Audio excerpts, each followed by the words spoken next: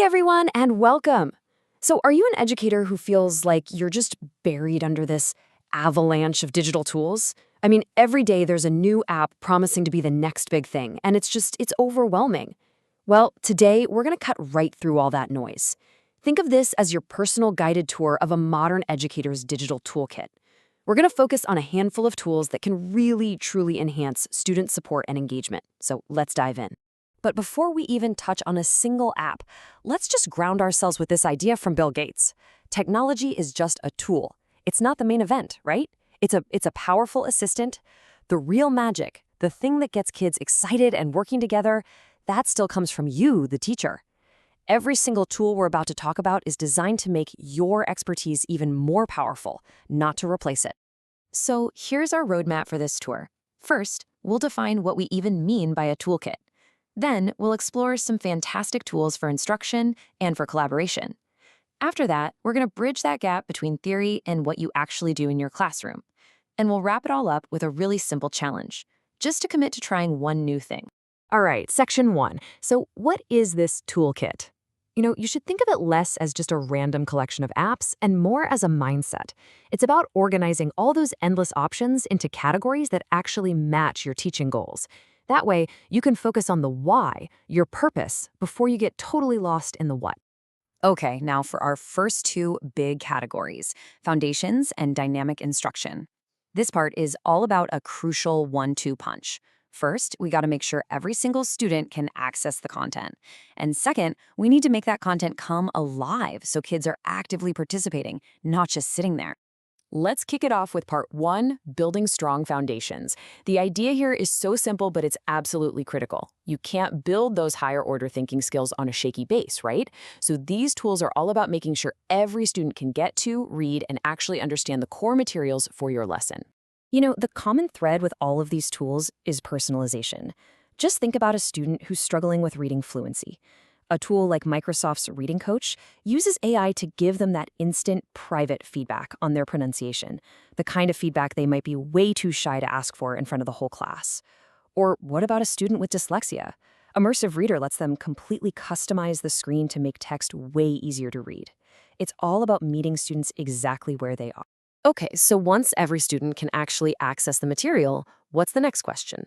Well, it's how do we make our instruction more engaging than just a static lecture? This next set of tools is designed to let you embed little moments of interaction and checks for understanding right into your lesson, so you know in real time if your students are actually with you. And here, we've got 3 really powerful ways to totally transform a lesson. With Nearpod, you can break up a presentation with a quick poll or even a virtual field trip.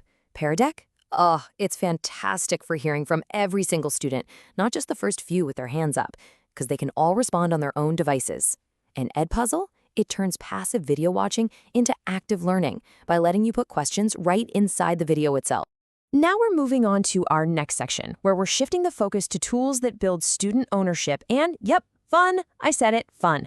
Because when students feel empowered to be creative and to take the lead, all of a sudden that formative assessment starts to feel less like a test and more like a game they actually want to win. The big idea here is that true engagement really comes from ownership.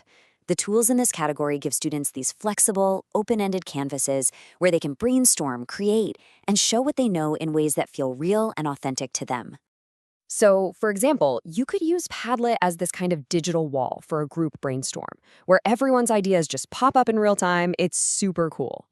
FigJam gives you a more structured digital whiteboard, which is perfect for mapping out complex ideas or project plans. Really, the whole goal of these tools is to give students a voice and a choice, letting them work together in a way that plays to their strengths. And now for part 4, where we're going to tackle a really common challenge, making practice and review actually engaging. I mean, let's be honest, review can sometimes be a total drag, but by adding in some elements of play, some friendly competition, and a bit of a challenge, these tools can completely transform that experience into something that's both effective and genuinely fun. Seriously, just imagine turning your next unit review into a collaborative digital escape room, where students have to solve curriculum-based puzzles to break out, or using a free tool like Flippity.net to turn a simple spreadsheet into a high-energy game show. These tools completely change the dynamic from just passive recall to active, fun problem solving.